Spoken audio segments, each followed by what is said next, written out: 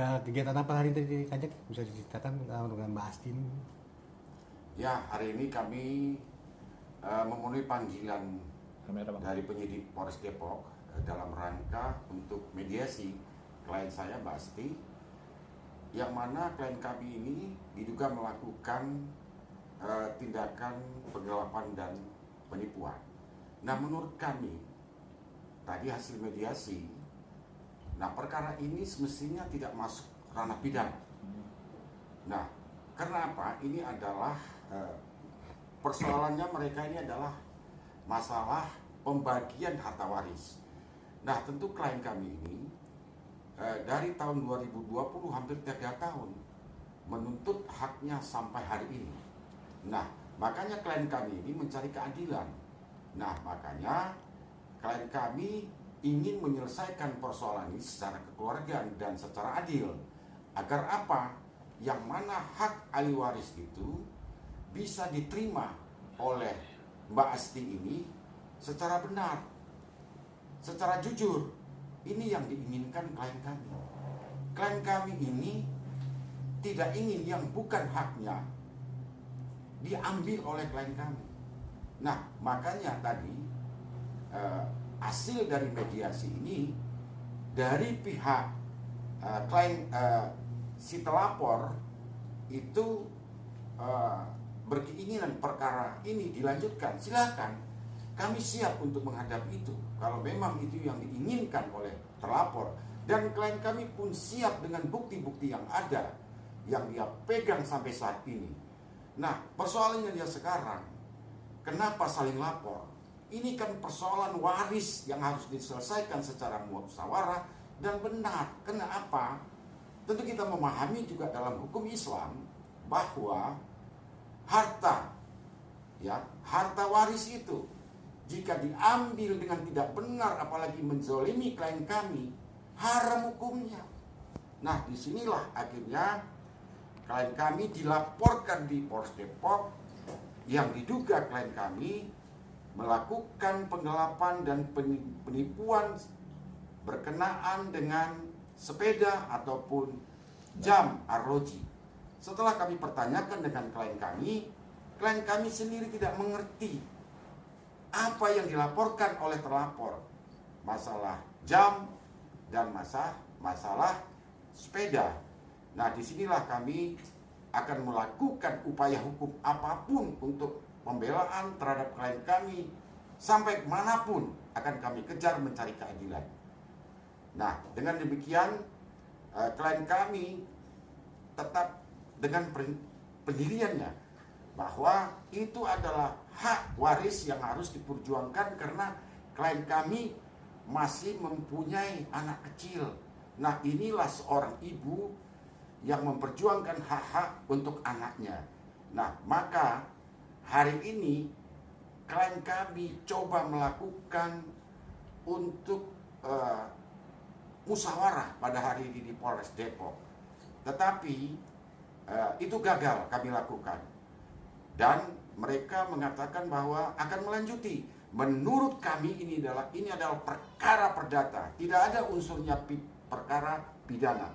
Ini menurut pandangan kami. Demikian. Kalau Mbak Asti bisa ceritakan kronologi seperti apa sih Mbak? Bisa dibilang perebutan ya warisan seperti apa Mbak? Bismillahirrahmanirrahim. Assalamualaikum. Agak kenceng gitu Mbak. Bismillahirrahmanirrahim. Assalamualaikum. Terima kasih kepada kerabat media. Saya Asti Banuarti. Saya selaku istri dari almarhum suami saya, Insinyur Haji Supriyatno, yang dimana masa hidupnya dia anggota DPR dari Komisi 11. Kronologi dari peristiwa ini bermula dari meninggalnya almarhum, bahwa setelah meninggal almarhum saya mendapatkan begitu banyak tekanan, seperti ada laporan pertama, mohon maaf ini sudah laporan ketiga kali. Pertamanya saya dilaporkan dengan dalil yang sama, pencurian dalam keluarga motor Harley suami saya gitu, dimana itu pun menurut saya masih ada hak saya di dalam situ. Naik sidik lagi gitu. Ini juga yang terakhir kembali lagi naik sidik lagi, dan menurut saya itu tidak adil ya. Ini menurut saya sungguh sangat membuat saya tertekan selama 3 tahun dan saya tidak mendapatkan hak-hak yang seharusnya saya dapatkan. Itu dilaporkan oleh siapa, Mbak? Oleh anak tiri saya. Berarti anak yang dari yang isi pertama itu ya? Bahwa yang mesti diketahui ada yang ikut andil dalam masalah ini gitu. Apa aja Mbak mungkin yang dilaporkan selain diduga membawa harta waris itu? Mungkin ada laporan lain yang Iya ada. Yang pertama tadi motor, yang kedua saya dapat laporan lagi di Mabes TPPU di tahun 2022 atas dasar memakai uang di rumah sakit suami saya sendiri gitu. Saya dikatakan membayar lawyer dari uang rumah sakit tersebut, yang dimana seharusnya apabila saya memakai uang dari rumah sakit, itu pun uang dari rumah sakit suami saya itu sah-sah saja. Tapi pada saat itu saya bisa membuktikan kepada penyidik bahwa uang yang saya bayar untuk lawyer itu hasil dari pribadi, uang rekening saya sudah di-print juga sama penyidik. Beberapa bukti saya membayar dengan rekening pribadi saya, tidak ada sangkut paut uang rumah sakit sama sekali. Selama 3 tahun saya menjalani ini, saya tidak pernah mendapatkan hak saya dari rumah sakit tersebut. ya, Mbak, sorry. Tadi kan Mbak menyebutkan bahwa dilaporkan oleh anak tiri dari almarhum ya. Nah, itu sedikit tarik, dia kemarin ada berapa putra putri sih anaknya? Apa dia sendiri? Apa ada pihak lain yang ikut melaporkan Mbak juga? 3. Tiga. Ada anak sama Dan tiga-tiganya melaporkan Mbak? enggak, cuma 1. Cuma 1. Terkait tudingan yang tadi yang diduga membawa lari harta almarhum. Ya. Mungkin sejauh ini secara itu gimana? Maaf untuk membawa lari enggak, ini kan pasalnya penipuan sama Oh, udah penipuan. penggalangan Sekarang. sekarang. Tapi sebelumnya udah ada itu loh kayak pembicaraan, kok dia sampai pasti kan ada unsur tuh sehingga bisa dia cetus bikin laporan ke polisian kan terus dugaan itu. Mungkin sebelumnya udah gimana kronologinya itu? Apa misalnya ada keributan dulu atau gimana? Keributan iya, kita kan ada sempat ribut-ribut masalah yang Yeah. pertama ya saya dilaporkan di Polres Depok juga gitu, masalah motor akhirnya berkelanjutan menjadi panjang, dan saat itu proses mediasi yang menurut saya tidak ada keadilan sama sekali untuk saya dengan tertindasnya saya saat itu, karena status saya sudah naik sidik. Ada tipu muslihat justru di situ, justru yang berhak melaporkan tipu muslihat itu saya. Tapi saya mencoba untuk memediasikan ini sebagai ibu sambung. Saya selalu mencoba dalam 3 tahun untuk kita bermediasi, kita berbicara keluarga bahwa saya meminta hak saya dan anak saya tidak Pak, terdapat. sebenarnya almarhum ini sudah membagi warisannya ke Mbak atau ke istri sebelumnya seperti apa sih Mbak? Mungkin diceritakan itu. Ya, mohon maaf sebelumnya info dan dokumen yang kukuh yang sudah kami dapatkan dan bukti bahwa pembagian yang pertama gonogin itu sudah ada keputusan bersama dan dikuatkan dalam putusan pengadilan perceraian. Seperti itu. Tapi katanya Mbak ada yang merasa kurang adil dalam pembagian warisan seperti apa nih Mbak? Karena nama saya dan anak saya dihilangkan secara mutlak di perusahaan tersebut, rumah sakit. Kok bisa Mbak? Dengan pertama itu ada laporan dari Polres Depok di mana saya buta hukum saat itu. Saya tidak mengetahui apa yang terjadi, saya tidak tahu bagaimana harus menghadapi ini, dan tipu muslihatnya adalah saat itu rumah sakit dinilai 9 miliar ya. Pembagian untuk ini. Pembagian untuk nggak apresialnya Apresiasi. mereka membilang 9 miliar, boleh dicek sekarang gitu berapa. Dan saya disuruh menandatangani beberapa akte perdamaian, ada 3 akte, dan itu saya tidak boleh membahas sama sekali kepada kuasa hukum ataupun kerabat, bahkan saya harus bertanda tangan di hari itu juga. Mbak, isinya dibaca nggak isinya di dalam surat pernyataan tanda tangan itu dibaca nggak isinya? Mungkin apa sih ingat nggak kata-katanya apa? Bahwa salah satunya saham itu, setengah dari saham itu harus dikasih ke mantan istri. Seperti itu, dan saya mengalihkan seluruh saham saya kepada anak satu saya. Jadi nama saya dan anak saya benar-benar hilang dan tidak ada di rumah sakit sama sekali. Berarti bisa dibilang Mbak ini dalam tekanan dalam Iya. menandatangani seperti itu. Iya, betul. Karena diduga ada ancaman tadi ya, laporan. Iya, ada laporan, bukan ancaman karena memang laporannya Iya. sudah terjadi dan sudah naik sidik. Saat itu saya dilaporkan pencurian dalam keluarga. Padahal motornya itu motor suami saya, posisi surat-surat di saya, kunci di saya. Saya memindahkan dari rumah kami di Depok, saya pindahkan ke Cilandak. Itu masuk ke dalam pasal pencurian dalam keluarga dan naik sidik. Pada dasarnya surat-surat dan kunci di saya, dan saat itu saya hanya memindahkan untuk membawa ke bengkel karena posisinya sudah mati. Rusak. Oke Kanjeng, hak-hak lain apa nih yang Kanjeng akan perjuangkan nih untuk saat ini? Ya, memang di dalam hal Mbak Asti ini kan memang dia ini sudah cukup lelah ya. Tetapi apapun itu, dia tetap mengusahakan. Dalam arti musyawarah tadi gagal. Nah tentu Mbak Asti ini merasa hak-haknya itu yang dia belum dapati, ya kan? Seperti perusahaan ya, perusahaan PTS ya. Ya, jadi di situ kan almarhum, karena beliau ini kan istri kedua dari bapak suaminya kan. Jadi di situ kan sahamnya masih ada 80%.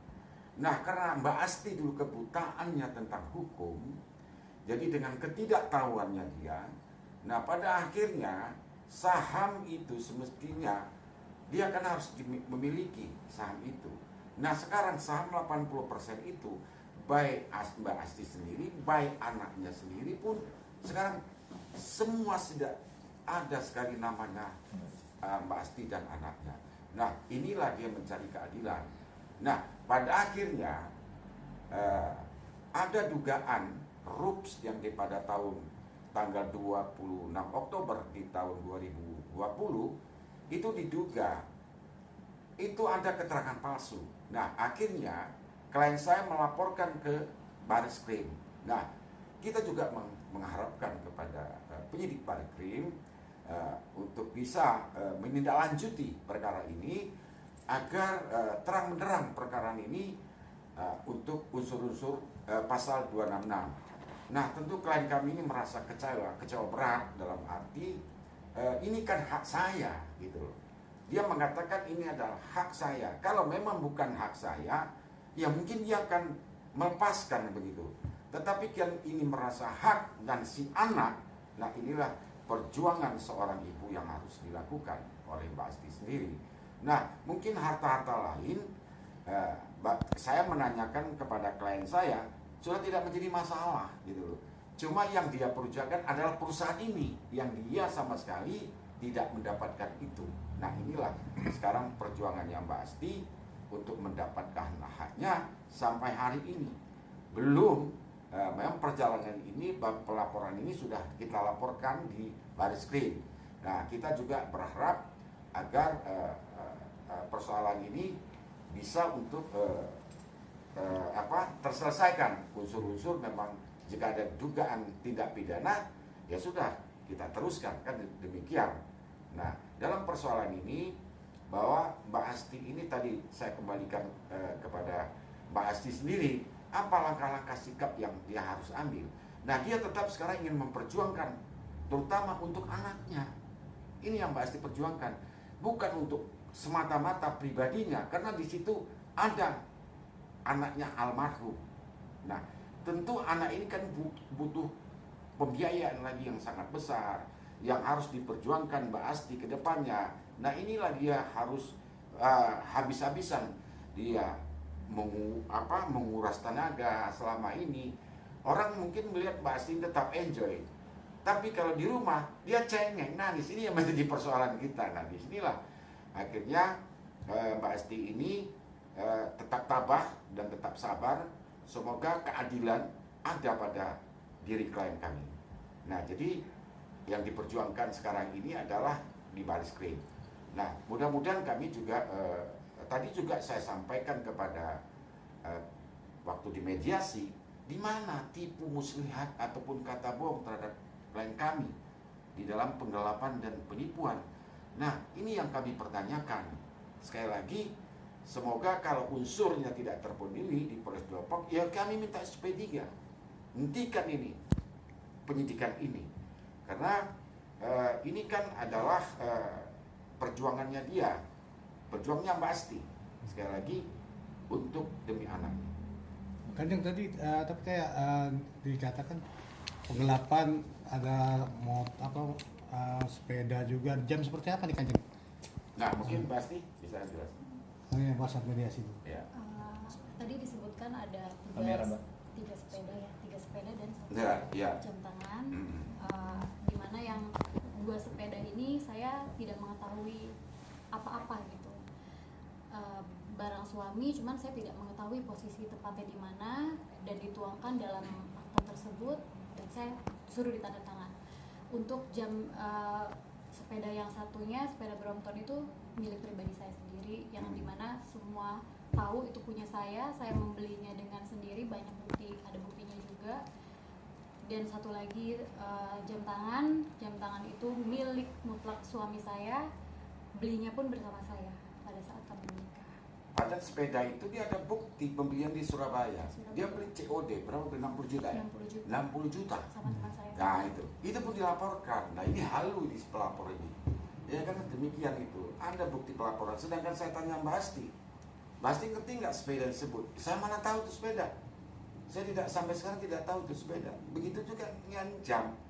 Nah itu dia bisa buktikan fisiknya apa dia yang melaporkan. Nah ini kami kira mengada-ngada ini laporan ini, Bukti gitu loh. kepemilikan. Ya itu pemilikannya apa, gitu loh. Ya kan. Sedangkan Mbak Asti ini ada juga, ya mungkin dari pemikiran beberapa masyarakat, mungkin pikiran orang bahwa Mbak Asti ini dengan almarhum ini dikasih, dibuktikan bahwa dia bukan dikasih. Jadi surat nikah. Tahan, Mbak. Ya, Tengah dulu. ya kan ini surat nikah. Berarti nikah resmi lagi. Iya nikah resmi nih. Ya kan? Ini bisa tahu tanggal berapa coba? Ya kan? 7 Nah, November. coba. Nah, ini kan nama suaminya. Jadi Mbak Asti ini kasih misalkan negara. Ada juga orang yang mengatakan ya, Mbak Asti ini dikasih dengan almarhum. Banyak. Iya kan? Ini faktanya dia nikah resmi. Gitu. Tahan, Mbak. Kan kasihan kan, orang nikah resmi dibilang nikah bawah tangan. Nah inilah. Nah ini makanya faktanya bahwa dia nikah resmi dan nikah negara.